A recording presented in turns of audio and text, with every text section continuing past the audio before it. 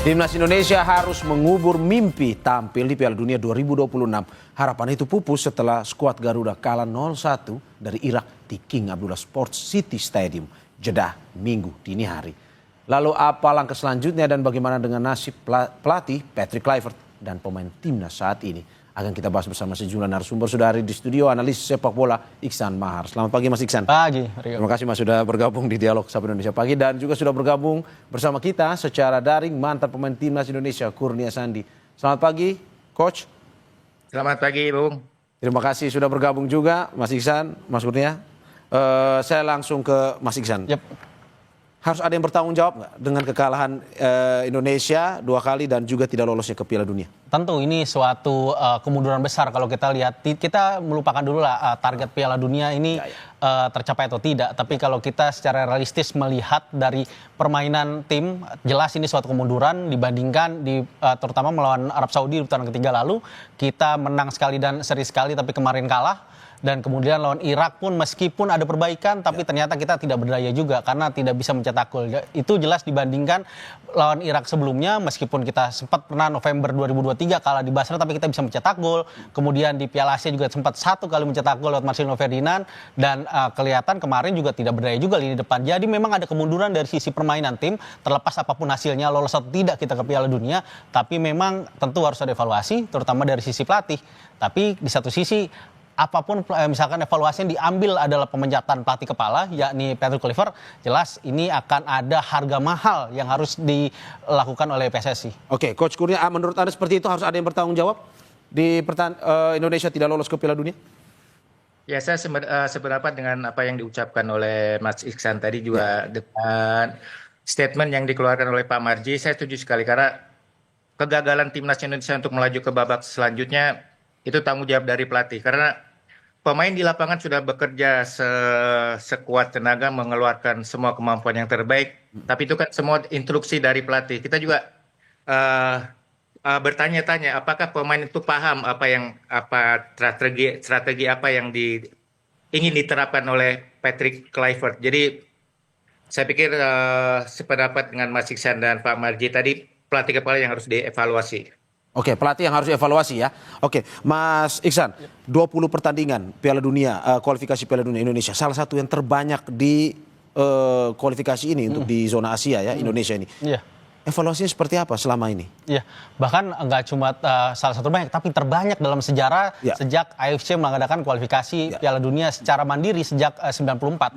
Dan kita menjalani 731 hari, itu panjang sekali. Ya, panjang. Dari kita lihat dari awalnya Oktober 2023, hanya 3 pemain diaspora, sampai kemarin DSP ada 18 pemain diaspora. Jadi memang ada perkembangan yang sangat signifikan dalam susunan pemain, terutama banyak pergantian dibandingkan misalkan kita berkaca lawan Irak misalnya, DSP kemarin itu dibandingkan mereka main sejak putaran kedua itu hanya 5 pemain yang saya mencatat perubahan. Jadi memang benar-benar sangat signifikan perubahan yang kita lakukan. Terlepas lagi Graham Arnold misalkan baru melatih menggantikan Justus Kavas itu bulan Mei kemarin dan sebenarnya Kluivert datang Januari. Tapi memang kalau melihat dari permainan jelas ini sebuah kemunduran juga. Karena kita lihat dari 20 pertandingan pertama mulai dari Maret kemarin kita benar-benar kalau melihat dari laga resmi kita kalah 3 kali beruntun. Lawan Jepang kita kalah 6-0, kemudian kalah juga lawan Saudi, begitupun juga kita kalah menghadapi Irak dan tentu banyak sekali pekerjaan rumah di sini. Kalau kita melihat dari sisi permainan jelas ada masalah di situ. Ada masalah bagaimana harapan kita Kluivert sebagai salah satu penyerang terbaik yang pernah Belanda lahirkan tidak bisa memberikan pengaruh yang luar biasa bagi penyerang kita. Padahal itu masalahnya di situ. Dan di satu sisi lagi ada pembantuan di situ, ada Alex Pastur, ada Denny Lanzat yang juga notabene mantan pemain hebat juga tapi juga tidak memberikan pengaruh yang cukup signifikan. Ditambah lagi ada 14 staf yang diberikan oleh PSSI kepada Kluivert yang itu semuanya bisa berbahasa Belanda, tapi ternyata hasilnya itu sebenarnya adalah staf yang paling gemuk dalam sejarah timnas kita sejak kita diakui FIFA FIFA tahun Oke, 1952. berarti 20 pertandingan ini Anda merasa Indonesia makin menurun? Yes, itu kelihatan sekali dari permainan menurun. Terutama misalkan kita melihat Berarti di era pelatih Sintayong maupun di pelatih Patrick Kluivert menurun? jelas membandingkan dari dua rezim terakhir, Sintayong dan Patrick Kluivert, jelas ini suatu penurunan. Dan itu pun misalnya gini, kita tidak juga bisa ada jaminan bahwa ketika Sintayong tetap bersama, kita akan tetap lolos ke Piala Dunia. Tapi kita melihat dari sisi permainan, jelas ada masalah di sini. Bagaimana Kluivert nggak pernah menurunkan 11 starting 11 yang sama dalam 2 pertandingan beruntun, dan dia mencoba mengotak-atik susunan pemain ketika melawan Saudi dan gagal total. Begitupun sebelumnya juga sebenarnya dia telah lakukan eksperimen ketika melawan Australia dan itu pun kalah telak kita di sana. Dan tentu ini menunjukkan bahwa Kluivert tidak punya kedewasaan dalam pemilihan taktikal, dan itu sangat disayangkan karena dia ada di fase-fase yang sangat ibaratnya sangat menentukan bagi mimpi kita menuju Piala Dunia. Oke, saya ke Coach. Coach, bagaimana melihat bahwa 20 pertandingan ini ada penurunan kalau kata Mas Iksan? Betul ada seperti itu yang Anda lihat? Ya, saya setuju dengan diungkapkan Mas Iksan tadi. Di era Sintayong, kita memakai pemain diaspora tidak lebih dari 10 pemain. Tapi ketika di era Patrick Kluivert, timnas kita sampai memanggil, tadi dibilang sampai 18, lebih dari 10 pemain diaspora untuk bergabung dengan timnas kita. Jadi menurut saya sih tidak mudah untuk menggabungkan para pemain-pemain diaspora dalam waktu yang sangat singkat. Ya. Karena di dalam sepak bola dibutuhkan chemistry yang kuat antar pemain, harus paham karakter temannya masing-masing, bagaimana pemain memahami taktik dan strategi yang akan diterapkan oleh pelatih kepala. Saya pikir dari beberapa pertandingan di era Sintayong dan Patrick Kluivert, saya setuju dengan Mas Iksan tadi, ada sedikit penurunan dari cara bermain dan pemahaman pemain terhadap taktik dan strategi dari pelatih. Oke, kalau kita mencatat itu ada 47 pemain yang berlaga di pra Piala Dunia ini, kontestasi Piala Dunia ini, menuju Piala Dunia. Menurut Anda ini sebuah masalah karena striking terlalu banyak seperti itu? Ya, saya pikir dengan banyaknya pemain itu juga sedikit menyulitkan pelatih untuk menentukan siapa pemain yang terbaik di setiap posisinya. Jadi saya pikir untuk menentukan itu memang diperlukan waktu yang cukup untuk mencari komposisi pemain yang tepat di setiap posisinya. Oke, Mas Iksan, menurut Anda seperti itu juga? 47 pemain, terlalu banyak atau bagaimana sebenarnya? Sangat banyak sekali ini, bahkan tim-tim lain belum pernah ada mungkin sebanyak ini. Karena ya saya mencatat benar ada 47 pemain, terakhir Mauro Zistra yang merupakan pemain yang akhirnya dapat kesempatan main di Piala 2026 ini. Tentu memang banyak sekali, terlalu banyak pemain di sini. Dan kalau dikatakan diaspora banyak, ya jelas karena kita tahu sejak Januari kemarin memang Patrick Kluivert kan juga memberikan list kepada PSSI. Nama-nama yang dia minta untuk memperkuat susunan pemain. Saat itu ada Joe Pelupessy di tengah. Terus juga untuk menggantikan posisi Jairo Riddle yang tidak bisa kita naturalisasi karena tergandala aturan. Terus ada juga Emil Audero yang menjadi pelapis sekaligus pesaing Martin Paes yang sebenarnya tengah bagus bersama timnas. Kemudian juga ada Mauro, ada Miliano Jonathans, ada juga Aryan Wibowo bahkan yang nanti diproyeksikan untuk ikut di SEA Games bulan Desember nanti. Jadi memang saya melihat ada ketidakyakinan sebenarnya Kluivert dalam memilih pemain. Karena di waktu yang singkat, harus menambah pemain lagi. Menambah pemain lagi, dan itu yang dia pilih ada diaspora.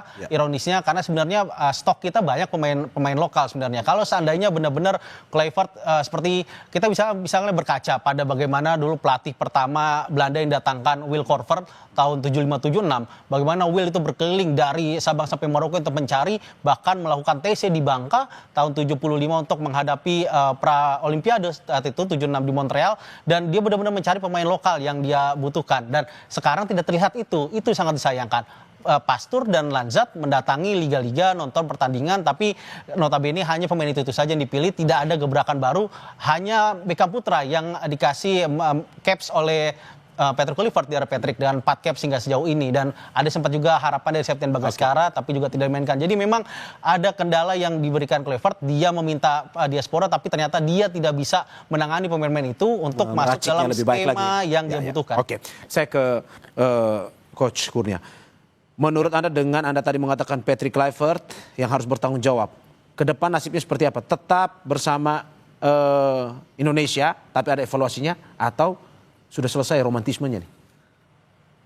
Ya menurut saya sih untuk masalah keputusan diperpanjang atau tidaknya pelatih Patrick Kluivert itu kembali lagi ke federasi atau PSSI yang menentukan. Tapi yang terpenting, yang pasti harus ada evaluasi menyeluruh tentang kinerja pelatih Kluivert, program yang akan dia sampaikan ke depannya dengan timnas Indonesia seperti apa. Saya pikir itu hak dan wewenang dari federasi, Mas. Oke, berarti kalau Anda melihat masih ada harapan buat Patrick Kluivert sebenarnya untuk timnas Indonesia? Ya kalau melihat dari track record Patrick Kluivert, saya pikir mungkin saatnya juga untuk diganti. Tapi juga kalau Patrick Kluivert diganti, konsekuensinya juga harus dipikirkan juga sama federasi seperti itu. Oke, berarti ya kalau kata coach ini udah poin juga nih ya, harus diganti. Tapi kalau melihat ini track record lah dari seorang Kluivert ini ketika melatih Curaçao tidak lolos ke Piala Dunia waktu itu ke Rusia. Dia akhirnya mengundurkan diri sebenarnya.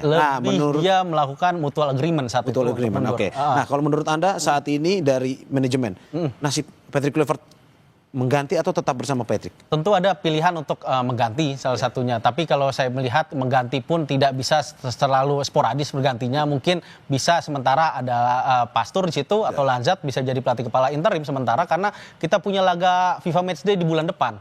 Kemudian habis itu baru ada lagi bulan Maret. Tapi mengganti Patrick Kluivert konsekuensinya besar. Yang tadi saya lihat. Kenapa? Karena saya kemarin mendapat dokumen dari FIFA Football Tribunal, pengadilan sepak bola FIFA itu ada di situ bahwa klausul ketika Patrick Kluivert melakukan mutual agreement dengan Adana Demirspor Desember 2023 dan situ ada klausul bahwa ketika dia mundur Adama harus membayar 150.000 euro atau hampir 2,9 miliar rupiah, hampir 3 miliar dan kontraknya juga sebenarnya Kluivert tidak murah juga karena di situ tercatat ada 142.000 euro atau 2,7 miliar. Jadi bisa dibayangkan kalau Kluivert dipecat, uang besar juga harus keluar dari PSSI. Tapi ada juga bisa digunakan apa yang dilakukan Curaçao. Curaçao tidak memecat Kluivert yang saat itu sebenarnya kontrak dari 2015 sampai 2018, Juni 2018. Kluivert setelah tidak lagi dipercaya sebagai pelatih timnas kepala, dia diposisikan sebagai sporting advisor atau penasehat olahraga. Itu yang dilakukan yang seperti sekarang perannya seperti Jordi Cruyff. Berarti bergeser perannya dan dengan ada kontrak otomatis kan PSSI tidak perlu membayar kompensasi dari pemutusan kontrak mutual agreement itu. Jadi itu bisa jadi pilihan kalau seandainya kita masih ingin melihat Kluivert dan ya seenggaknya Kluivert membalas jasa setelah penyesalan dan lara yang dia berikan kepada 280 juta publik Indonesia, dia bisa memberikan ada di belakang layar sekarang, nantinya di belakang layar dan bisa memberikan masukan-masukan karena dia punya koneksi yang sangat baik. Kita tahu dulu pernah menjadi direktur olahraga Paris Saint-Germain, terus juga pernah menjadi akademi manajernya Barcelona. Jelas dia punya koneksi yang bisa kita manfaatkan, tapi tidak sebagai pelatih kepala timnas. Oke, coach, kalau misalkan kita mengganti sekarang pelatih kepala, misalkan apa sebenarnya dampak kepada pemain, dampak kepada manajemen sebenarnya sebagai seorang pelatih ya? Ya sebenarnya pergantian pelatih di tim sepak bola hal yang wajar ya. Tapi ketika kita melakukan pergantian pelatih, contoh kemarin pergantian pelatih di tengah-tengah turnamen atau di tengah-tengah kompetisi yang sangat menentukan, itu juga berpengaruh besar kepada pemain, terutama karena apa? Kita juga harus beradaptasi dengan taktik strategi yang diinginkan oleh pelatih. Kita juga harus memahami juga kultur atau budaya yang dipakai sama pelatih itu. Jadi bukan hal yang mudah lah ketika kita melakukan pergantian pelatih di tengah-tengah turnamen atau di tengah kompetisi yang memerlukan usaha yang sangat keras dan maksimal gitu. Oke, berarti menurut Anda sebenarnya kalau mengganti secara tiba-tiba ini memberikan dampak yang begitu besar ya sebenarnya terhadap tidak hanya manajemen tapi juga cara bermain sebenarnya ya. Cara bermain itu. Oke, saya ke Mas Iksan. Mas Iksan, kalau melihat ini kita ya saya sedikit-sedikit ini juga lah melihat kemarin ada positifnya juga bahwa ball positioning kita dengan adanya Patrick Kluivert kemarin lawan Irak lumayan 55% kalau tidak salah ya, dengan 4-2-3-1-nya formasinya itu. Tapi ya memang kemarin lumayan kebobolan juga pertahanan kita lagi jadi tumbalnya. Menurut Anda ke depan untuk evaluasi ini? Perlukah kita bermain dengan seperti ini 4-2-3-1 atau bagaimana? Kalau potensi kita punya potensi besar untuk menjadi tim yang lebih ball position minded ya. Dengan pikiran untuk lebih banyak menguasai bola karena kita punya pemain-pemain yang sebenarnya di lini tengah nggak kalah dengan mungkin mayoritas dengan tim-tim Asia lainnya. Ada di situ ada Joey Polipesi, ada Tom Hai, terus juga ada juga pemain mungkin nanti bisa juga Marcelino Ferdinand kembali lagi. Begitupun juga ada Ivar Jenner dan juga di situ nanti masih ada Nathan Chowen yang punya potensi besar untuk bermain seperti itu. Dan kita juga punya back-back yang bisa menjadi ball playing defender yang bisa build up dari bawah. Martin Paes juga sangat baik untuk memulai serangan dari bawah. Dan itu tentu kita punya potensi itu tadi. Tapi memang seperti ini juga timnas sekarang ini seperti juga di era U23-nya Gerard van den Berg. Kita bisa menguasai bola sebanyak-banyaknya, tapi kita punya masalah untuk mencetak gol. Nah, kita sudah punya bersama Kluivert kita sudah bisa mengantisipasi bagaimana kita bisa lebih rapat dan lebih rapi menguasai bola. Tinggal bagaimana nanti finishingnya. Siapapun nanti yang akan mengisi pelatih kepala mungkin mulai November dan Maret nanti, laga paling terdekat kita setidaknya bisa memperbaiki finishing itu. Menjadi PR. Terakhir, singkat aja Mas, soal ke depan, mencari kemenangan singkat atau pembinaan sebenarnya? Lebih harus pembinaan dulu. Akarnya harus benar-benar pembinaan kita ini karena kita melihat selama tahun 2026 itu relatif kesempatan kita untuk memperbaiki ranking FIFA kita karena tidak ada turnamen besar 2027 baru. Jadi benar-benar setahun ini kita bisa menguji coba banyak pemain-pemain asli binaan lokal kita agar nanti 2027 menuju Piala Dunia 2030 kita punya skuad yang setara baik diaspora maupun pemain lokal. Coach, terakhir kemenangan singkat atau pembinaan yang lebih diperhatikan ke depan? Saya pikir saya setuju dengan Mas Iksan tadi bahwa kita jangan tergantung dari pemain diaspora. Kita juga harus kita tidak menolak diaspora, tapi kita menolak ketergantungan kepada pemain diaspora. Jadi saya pikir pembinaan yang intens di Indonesia sangat perlu. Terutama kita diperlukan pembinaan usia dini yang terstruktur, kompetisi yang berjenjang dari U13, 15, 16, 17 dan seterusnya. Itu juga kita juga harus memberikan kesempatan kepada pemain lokal untuk berkembang, memberikan ruang bagi pemain lokal untuk berkembang di liga. Dan saya pikir juga yang perlu digarisbawahi bahwa aturan regulasi di Liga Indonesia harus dirubah. Karena selama ini kita tahu semakin tambah tahun regulasi tentang pemain asing makin bertambah. Itu sama juga dengan menutup ruang pemain lokal untuk berkembang. Selama klub masih mencari import untuk pemain di setiap posisi, saat itu juga selamanya pemain lokal akan tersingkir. Oke, terima kasih Coach, terima kasih Mas Iksan. Yang kita harapkan ke depan ya, bukan itu tadi kemenangan singkat yang kita cari, tapi pembinaan jangka panjang gitu ya. Sekali lagi, analis sepak bola Iksan Mahar, terima kasih, dan mantan pemain timnas Indonesia Kurnia Sandi, terima kasih, sehat-sehat selalu Mas Iksan, Mas Kurnia.